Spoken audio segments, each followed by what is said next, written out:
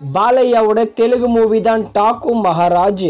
இந்த படத்துக்கு டீசெண்டான எதிர்பார்ப்பு தான் இருக்கு. தமிழ்நாடுல டாக்கு மகாராஜ் படத்தை வர ஜனவரி 17 தமிழ்நாடு தியேட்டர்ஸில் தமிழ் டப்பிங் ரிலீஸ் பண்ண போகிறோம்னு அஃபிஷியலாகவே சொல்லியிருக்காங்க.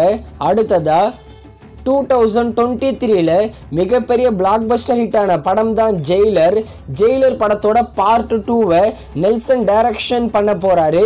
ஜெயிலர் 2 படத்தோட ப்ரோமோ டீசர் இப்போ வந்திருக்கு. ப்ரோமோ டீசர் ரொம்பவே சூப்பராக இருக்கு.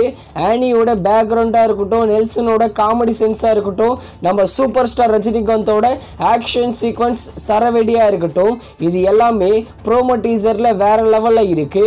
இந்த ஜெயிலர் 2 படத்தோட ஷூட்டிங்கை மார்ச் மாதம் ஸ்டார்ட் பண்ண போகிறாங்க. 2026 பொங்கலுக்கு ஜெயிலர் 2 படத்தை தியேட்டர்ஸில் எக்ஸ்பெக்ட் பண்ணலாம். அடுத்ததா விடாமுயற்சி.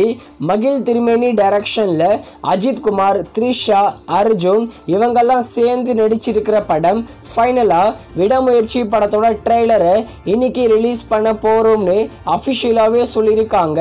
இந்த படத்தை February 6 தியேட்டர்ஸில் ரிலீஸ் பண்ண போகிறாங்களாம். இன்னைக்கு வரப்போகிற ட்ரெய்லர்லேயே இந்த விடாமுயற்சி படத்தோட ரிலீஸ் டேட்டும் அனௌன்ஸ்மெண்ட் பண்ணிடுவாங்க.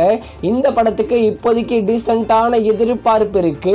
அடுத்ததா இன்னைக்கு ஓடிடியில் ஸ்ட்ரீமிங் ஆகியிருக்கிற நியூ மூவிகளை பார்க்கலாம். ரைஃபிள் கிளப் இது ஒரு மலையாளம்ல பிளாக்பஸ்டர் ஆன படம். ரைஃபிள் கிளப் படம் நெட்ஃப்ளிக்ஸில் தமிழ் டப்பிங் அவைலபிளாக இருக்கு.